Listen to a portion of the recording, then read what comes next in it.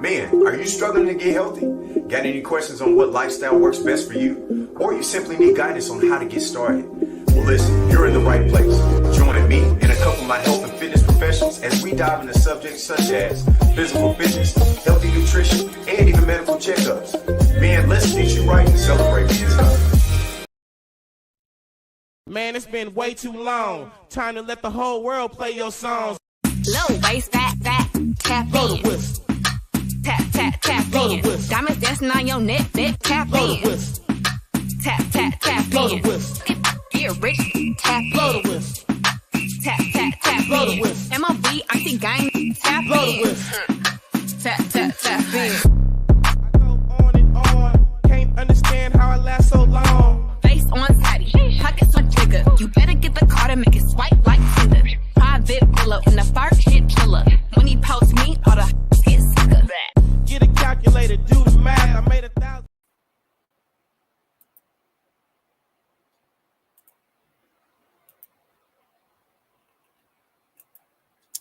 Hey, what is up, good people? It is so good to be in the house tonight. Let me tell you, it has been a super dope, crazy day, and I am so excited to have this conversation tonight. Welcome. Thanks for joining. I'm excited. It is another Men's Health Month live. That's right, where we talk about all things health, wellness, fitness, all discussions when it comes to men's health. We are celebrating men's health this June. We're excited to bring different panelists to the platform. And baby, tonight, it is going to be juicy. We're talking about self-care as it pertains to men, self-care when it comes to emotional and mental health. Yeah, that's touchy, right? Especially with our men, especially in our African American communities. But no worries. Tonight, we're going to talk about it. We're going to provide solutions and resolutions and thought-provoking ideas that stimulate you and motivate you to take care of yourself, especially men. So what I want you to do is share. Take this moment, check out our sponsors, and share. And you know what? Thanks for joining the conversation.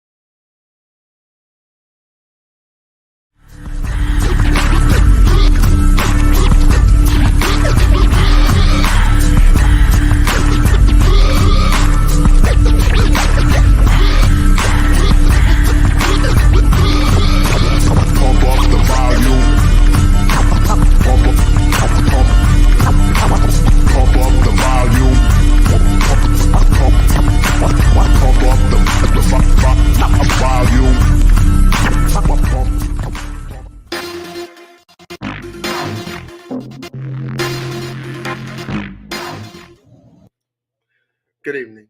My name is Cedric Turk, and I'm not a fitness guru or anything, but what I am is motivated to live the best quality of life that I can live.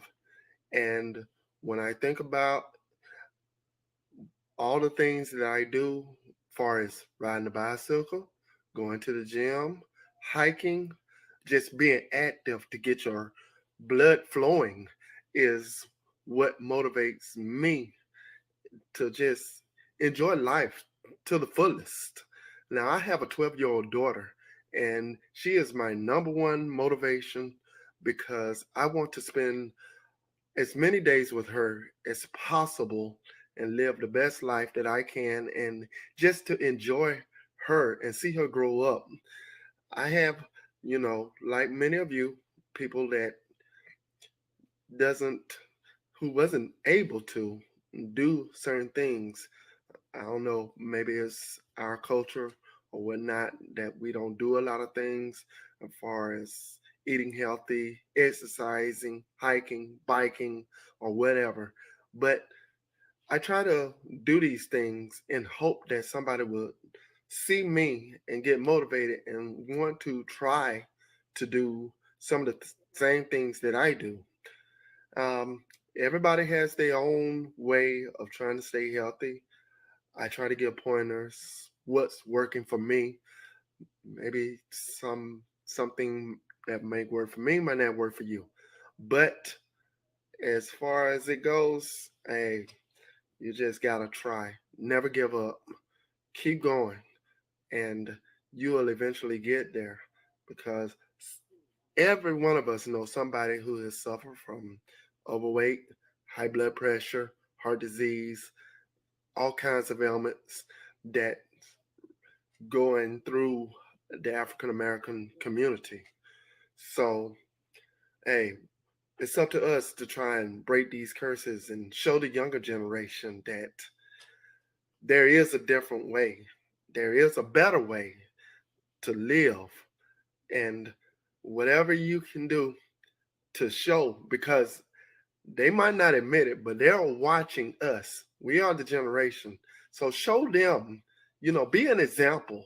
And that's what I try to do. I mean, that's all I try to do, along with being the best that I can be. And as far as you can go, do it as long as you can, and you will reap the benefits, and everyone around you will also, because that energy, it goes out and it comes right back to you and replenishes you.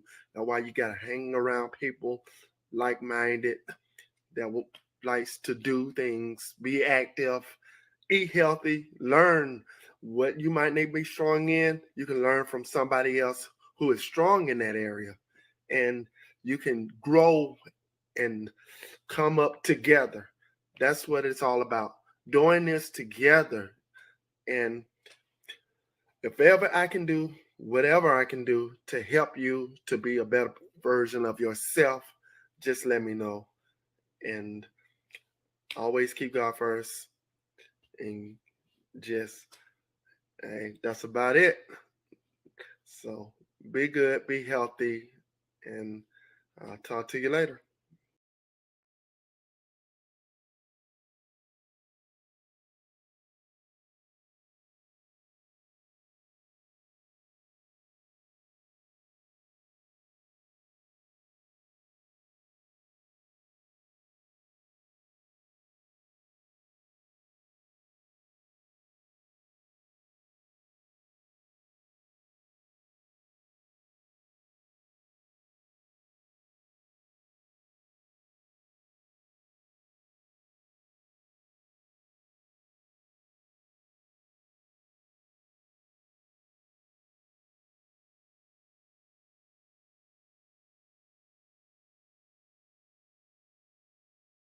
All right, guys. So I'm going to do that all over again. The wonderful thing about live is I can do it all over again, right? That was Cedric Turk. Listen, he is one of our Health Month ambassadors, and he's been featured on the Fitness Defied Men's Health Month Live. He shared a little bit about his testimony there.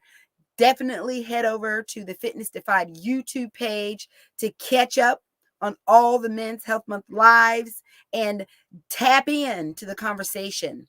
Let's spread love through the community and make our men more aware of all the health issues and the resolutions that are available.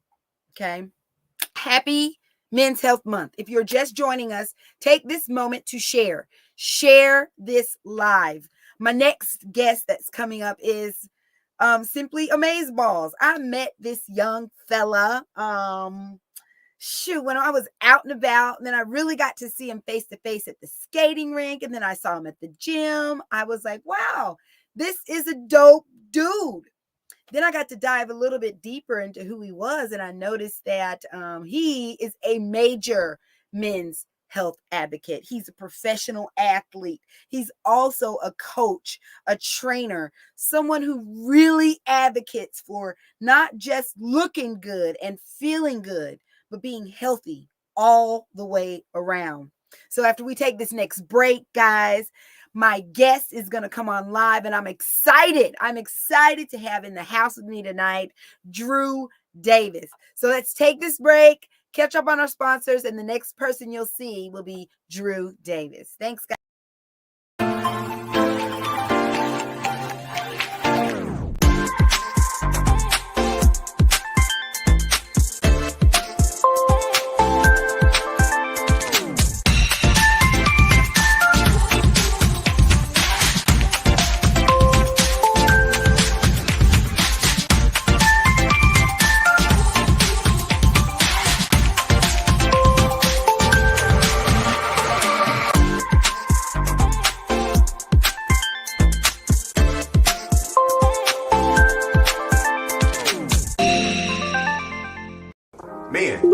struggling to get healthy?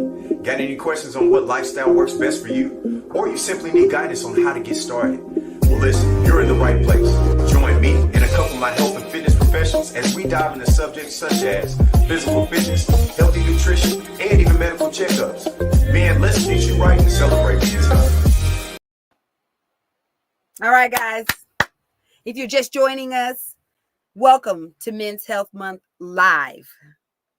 Welcome to the platform, ladies and gentlemen. My special guest, a round of applause, shake your legs, slap your hands together for Mr. Drew Davis. Hey!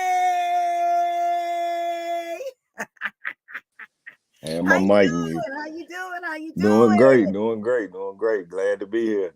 Man, it's so exciting to have you on the platform. I gave everybody just a little tidbit about you. So formally introduce yourself and tell everybody who you are, what you do, and your passions for, health and fitness. Okay, well, my name is Drew Davis. For those that don't know me, I'm a 26-year-old professional athlete. I'm also a personal trainer, and I call myself a health dealer. So I like to dish out information and resources pertaining to helping people get better health. And I got on that journey through being an athlete because I grew up always being in sports, always being active as a child.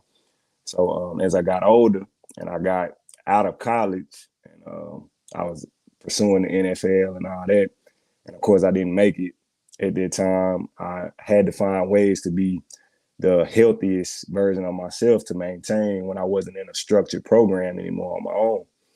So within that journey, I got deeper and deeper and deeper into the way the body works and the things that keep us healthy.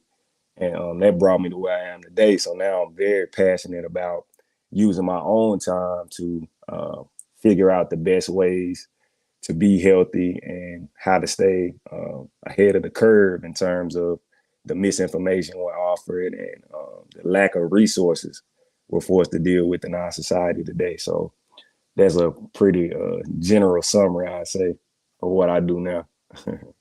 That's a good summary because all of those are facts on facts on facts on facts on facts all the way down to your passions. I mean, listen, anybody could go to any of your social media platforms and they can really tell. We can really see, we understand how passionate you are about information, because that is one of the things as a health advocate myself that I've learned over time is that information is the missing key. Yep. People don't know all the information and they take bits and pieces to apply it out of context to make them feel or to adjust to however they'd like it to adjust to. And you have been really great at advocating the truth, the solid truth, as in all of its pieces that make it the truth. And that's important, especially for tonight's topic, as it comes to men's health, self-care, but not just self-care in the aspect of what we think, getting your nails done and your hair, grooming and, you're looking good and you go into the gym. But self-care when it comes to men as it pertains to our emotional self-care and our mental self-care. First and foremost, how did you come up and how did you become familiar? You're only 26, right? So that really resonated with me when you said that was one of the topics, one of the things, because it was on the list. And as a 26-year-old man, are you really already dealing with how to have emotional self-care and mental self-care? That was the question on the table when I presented this to the board as far as topics. That was the first thing. How could he really talk about that? He's only 26. He's having the time of his life right now. He doesn't have children. There is no marriage. There's not real major things that he's dealing with. How can he speak on self-care from a man's point of view, especially with those two topics? I would say for one, like being so young, well, actually 26 is young, but a lot of people look at it as being so close to 30 and they consider 30 as being like over the hill, I'm old now. Like everything I did in my 20s, I'm a super adult now. Like, and that's not true. You know, That it's is so true. They do think that, yeah, yeah, and it's like it's just another stage of life. You know, that requires another level of maturity. But I would say as a 26-year-old that what I've learned the most about being emotionally and mentally mature is that, of course, we're told that when we turn 21, we're adults, like legally, you know. But when we 21, well, even from I say 17 to 21, we go through a lot of transitions as far as being integrated into the so-called adult society. So, like, if we go to college, this is when our first time being away from home and living away from our parents and having to learn how to budget and learning how to just be a good citizen, like not getting in trouble with the law because you'll go to jail because you like right, consider you caring for yourself now, so right. and mom and See, daddy ain't those gonna are the come. typical things, Yeah, right? exactly. Yeah.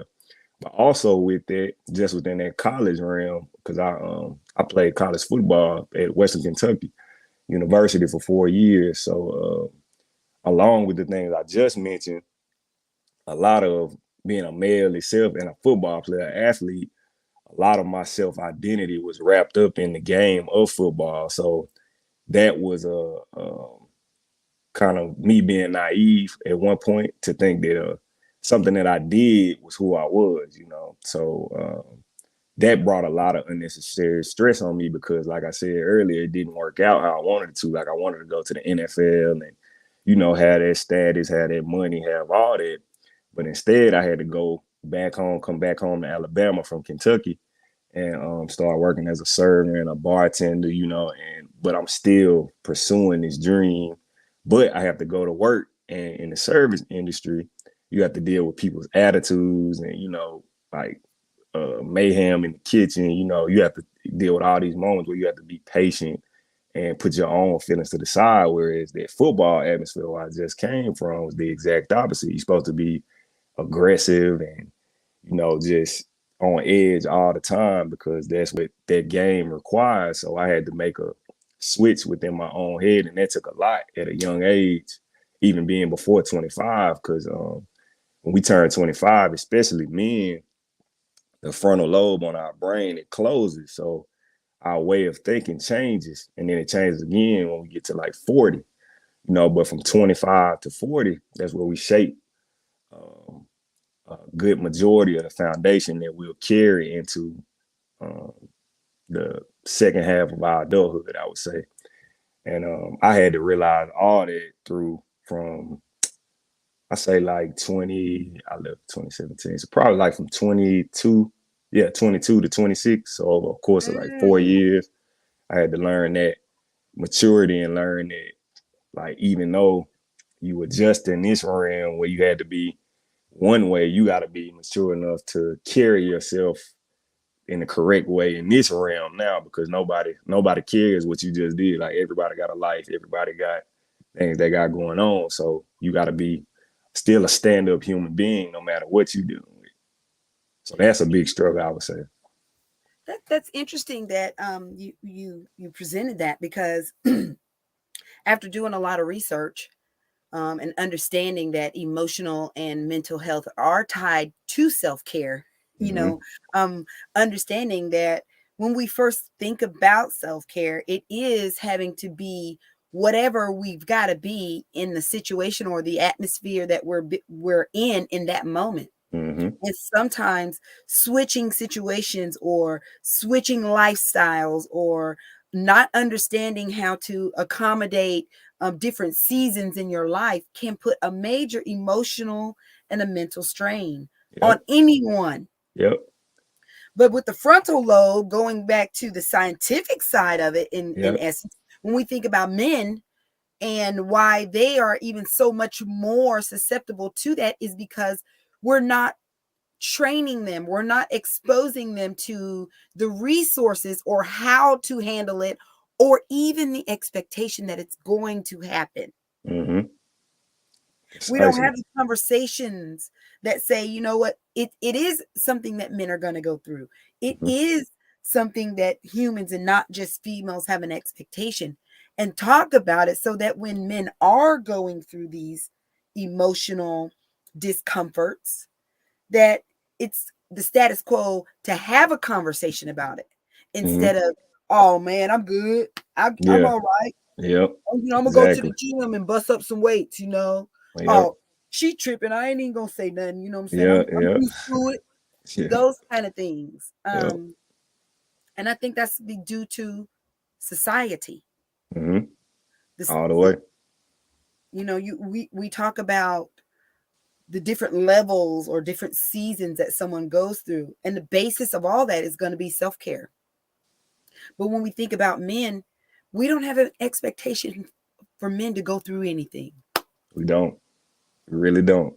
We really don't. When men are depressed, we say, oh man, toughen up. Don't let Yep. that get to you. Yeah.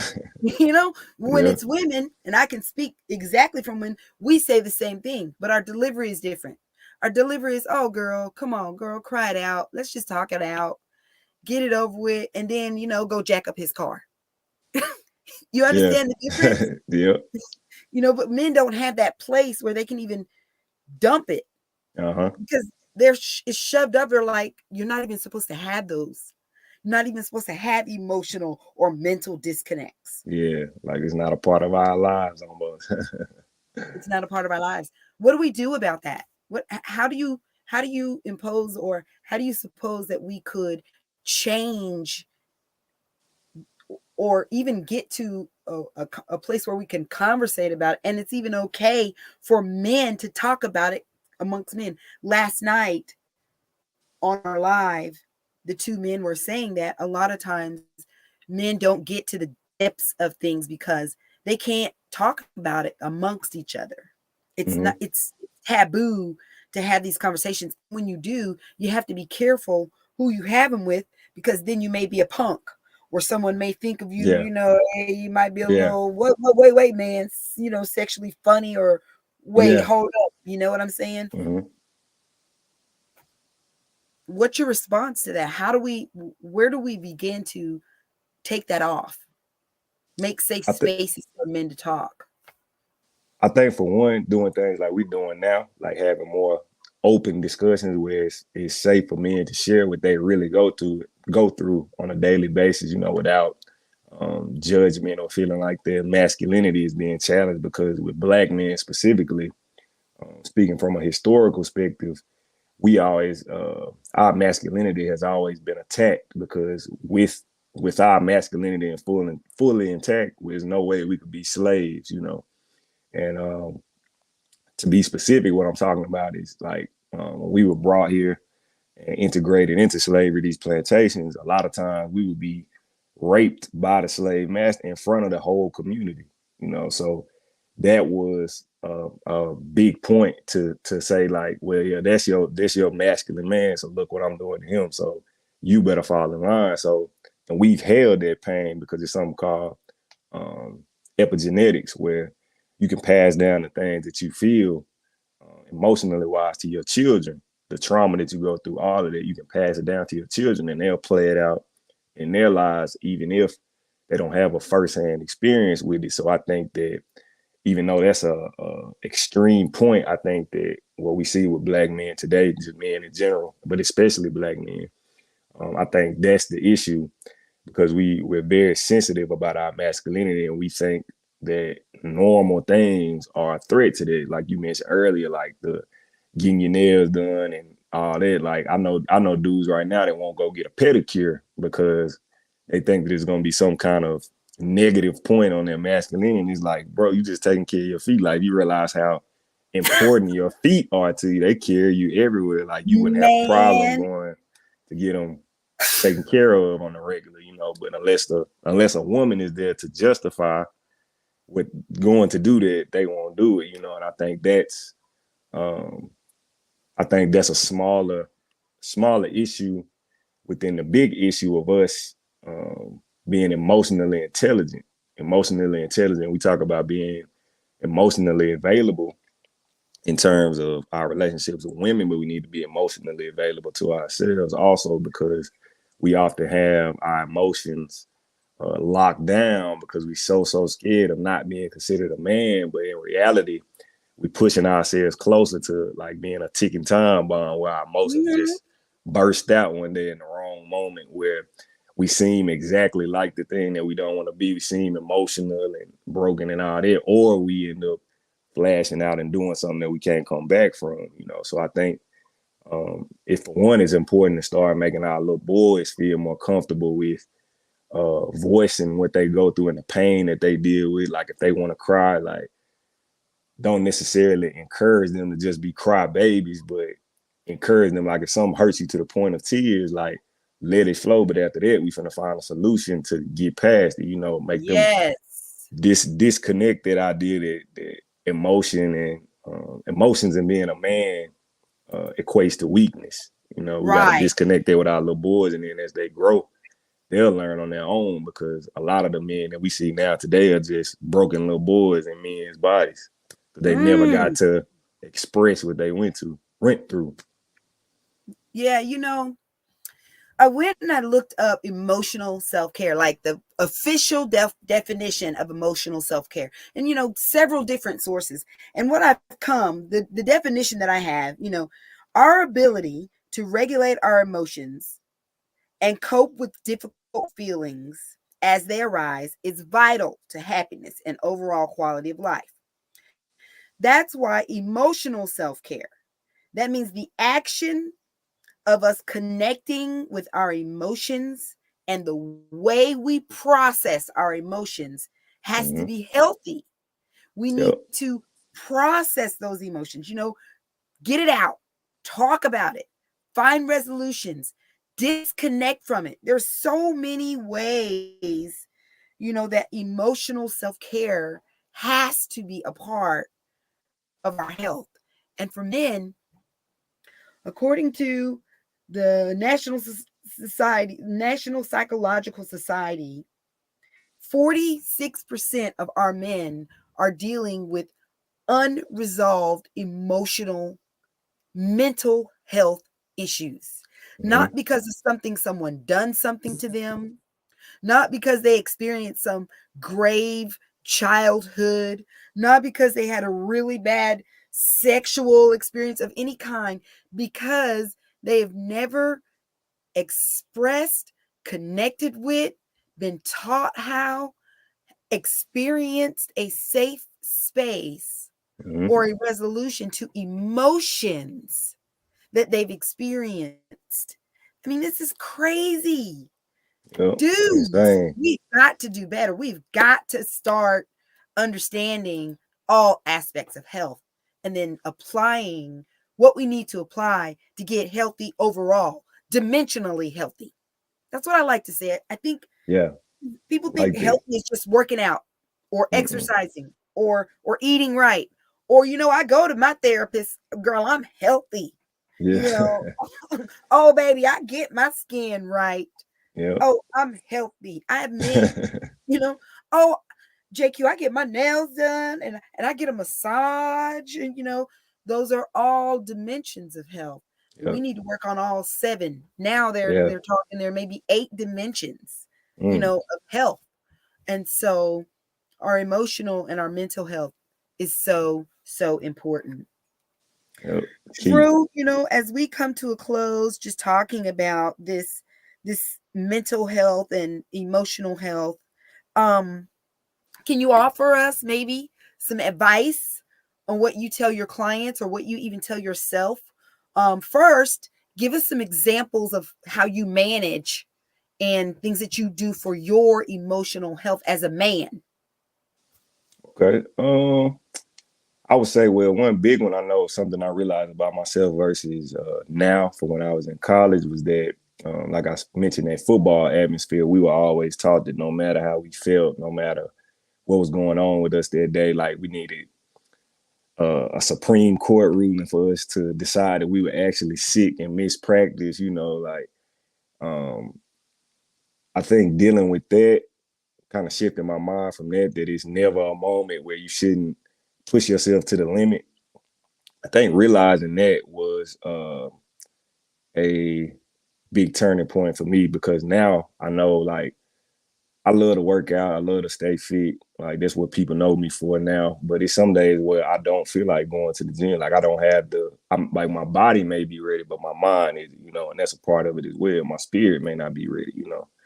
And it's some days where if I feel like that, I'll just lay in the bed or just stay home and play a video game or work on a project on my computer or something like that. I think that like switching from that mindset that no days off mindset, I think that's a big key, because I think people get misconstrued. The no days off thing is not a sustainable model for real life. It's more so for the society like we live in. Like we taught to go to work all these years, all these hours, and basically work, spend all our health accumulating money and these benefits and all that. And then by the time we get the chance to retire and enjoy them, we dealing with the worst of health. So we can't even enjoy what we accumulated. So I think that that's one of my main keys, like being real with myself about how I feel, and not necessarily making myself feel guilty if I decide to take a self-care day or take time to just chill and get my thoughts all the way together. So that's one big thing. That's it's understandable that you say that, because another big issue that we have with men is, they feel like, and I've gotten this from several other men. I can't speak exactly from a man's point of view, but spending time by yourself is taboo. Mm-hmm. Like it's cool for you to be with the boys, Yep. But if you decide you want to spend a day by yourself, like alone, what's wrong with you, dude? What you about to do? Yeah, like that's, I mean, literally, I find myself, my father one day was like, no, y'all just go shopping. I'm gonna give you some, do what you want, because I just want to be by myself. Yeah. My mom and I were the first people who were like, is something wrong with dad? Like, I called my sister. Dad, he tried to put us out here and want us to be at the crib. What's the reason? Yeah. So, from the lines, the lungs of that, again, sometimes self-care is just that, diving into yourself. Drew, we got a few questions from the audience. Oh, yeah, okay. Let's talk. Let's go. Okay, so the first one from Kabina. Thank you so much, Kabina, for tuning in. Drew, you mentioned epigenetics. Explain what epigenetics is, because a lot of people do not know. Okay, so in a kind of a summarized form, so genetics are typically the parts of yourself that you pass down to your children, and most people think of that as just brown eyes or a certain type of hair, or high cheekbones or something like that, and that is a part of that. But when we talk about the spiritual and mental levels, you can also pass that along too, because I don't know if you've ever heard of when you eat meat. So now it's a lot of information now about how we eat a lot of beef and chicken, all these different animals, and when they die under stress. So when you're stressed out, you release adrenaline. So the adrenaline is a chemical, so it's released into your body. So when we talk about this animal, it's released into their flesh as well, and then they die, and then the meat is cut up and prepared and given to you to cook. And then when you consume it, you consuming that frequency because it's trapped within the meat. So going back to epigenetics for humans, in the same regard, the trauma, the things that you go through when you're pregnant, or even before conception, the eggs that you form in the female and then the sperm that you form in the male, they all have just like they have your DNA, like those physical aspects you pass along to your children inside of them, they also have your experiences as well. That's why it's so important for it to be intentional in child making, because a lot of us have, especially people my age, we have children by accident. So then they come out and we don't know why they act the way they do, but it's because of the way we acted when we conceived them, So that's somewhat of an example of epigenetics. Is basically passing down your experiences to your children, even though they don't watch you go through a certain thing or whatever. And yeah, so it's because essentially everything we deal with, like emotions and all that, is chemical balance or imbalance. You know, like I mentioned, adrenaline, like these are parts of you that hold certain frequencies, you know. So when you have children, you pass them down to them through Yes. their entry into the world. That's what I was trying to say. Wow. That's interesting because there are so many different things that um help to make up each one of us as a human.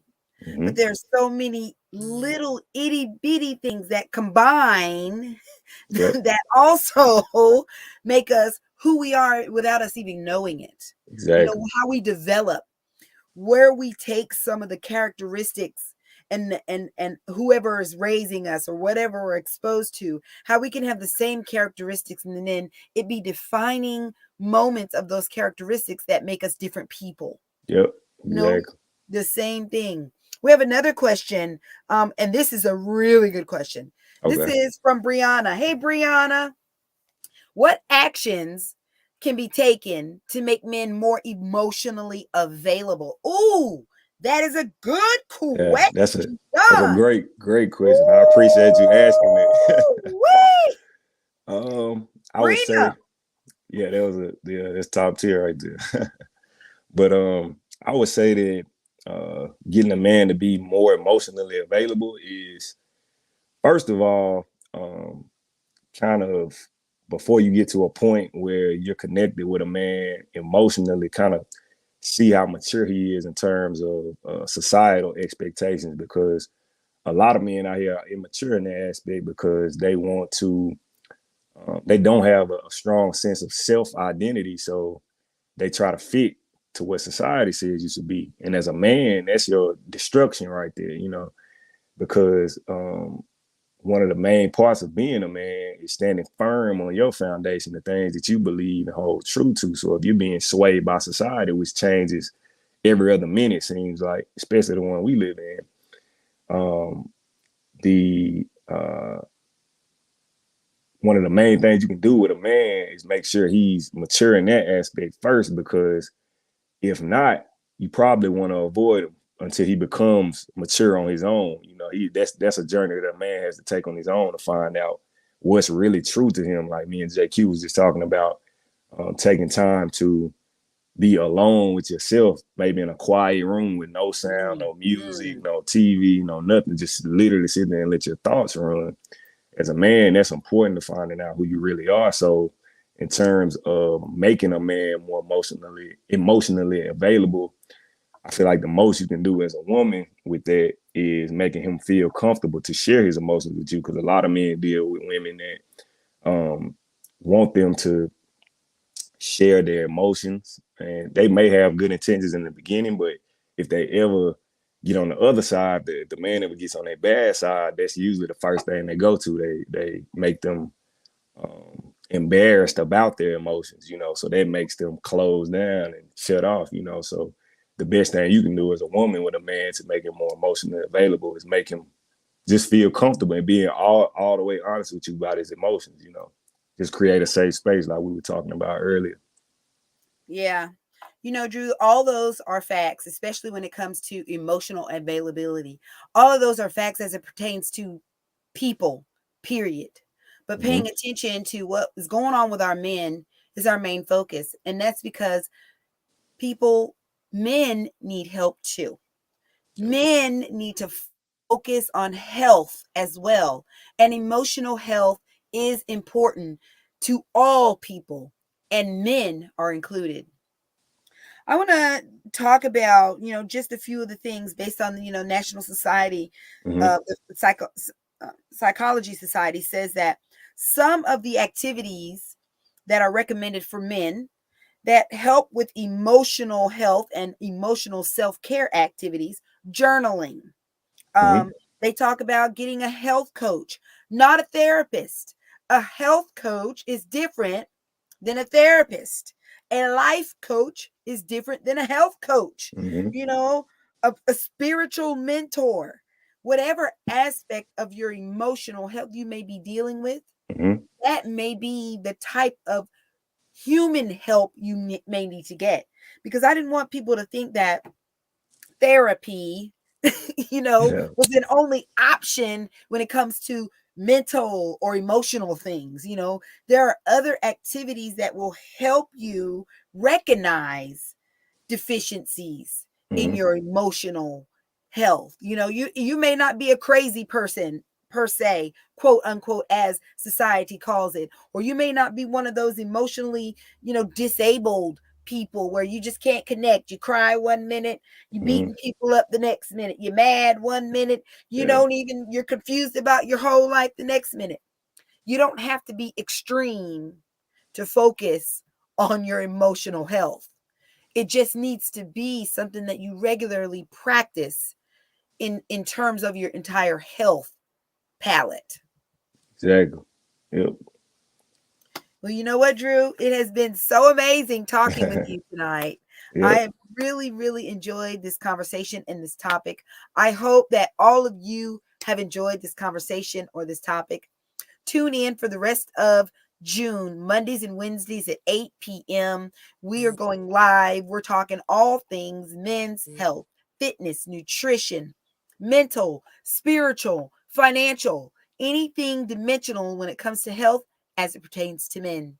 Thank you guys so much for joining me tonight. Thank you, Drew, for Thank you bringing for all having of me. your expertise to the platform. Let's talk about how they can get in touch with you and contact with you if they want to connect with you, Drew. Okay, well, you can find me on Instagram at Drew Down with 3 N's at the end. Facebook, Drew Davis, my same name. Also on Twitter under the same Instagram handle, TikTok. About to get on fan base as well and YouTube to make more long form content. And if you ever have any questions about health or just want to get involved in my program, like my training program, I also have a partnership with the superfood brand known as Purium, and they help people get their guts reset because we deal with low energy, lack of sleep, skin issues, stubborn weight, which is really inflammation in our gut. They produce superfoods in a convenient form like shakes, tablets, and capsules. And these things, they help people reset their gut to ultimately get better health, like we've been talking about this whole time, because all of those things in combination affect you mentally and spiritually as well, not only physically. So yeah, so if anybody wants to be involved in that, or just get some more insight about how you can make better steps moving forward, feel free to reach out at all times.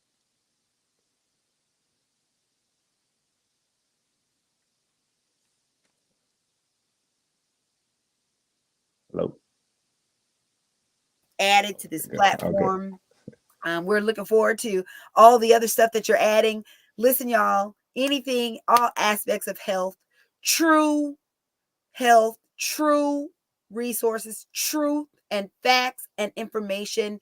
Head over to my boy, Drew Downs, all social media platforms. He keeps it real, and I'm loving it.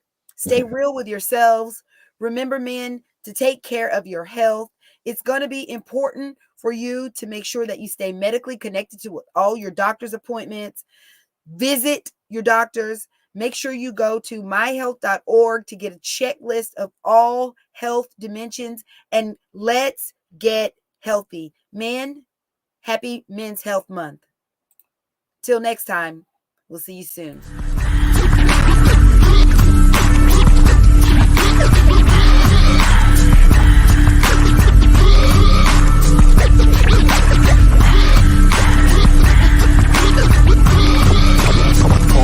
Volume.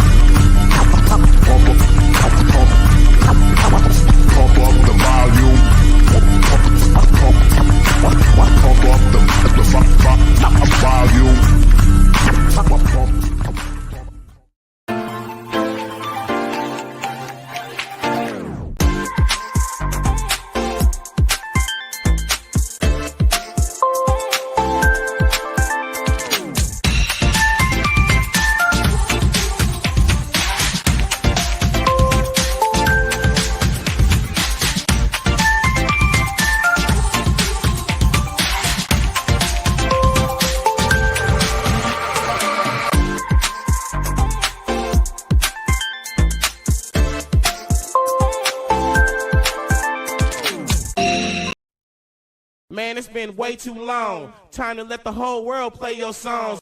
Low waist, fat, tap Blow in. the whistle. Tap Blow the in. whistle. Diamonds dancing on your neck, tap Blow the in. whistle. Tap Blow the in. whistle. Get rich, tap Blow the in. whistle. Tap Blow the in. whistle. MOB, icy gang, tap Blow the in. whistle. Tap in. I go on and on. Can't understand how I last so long.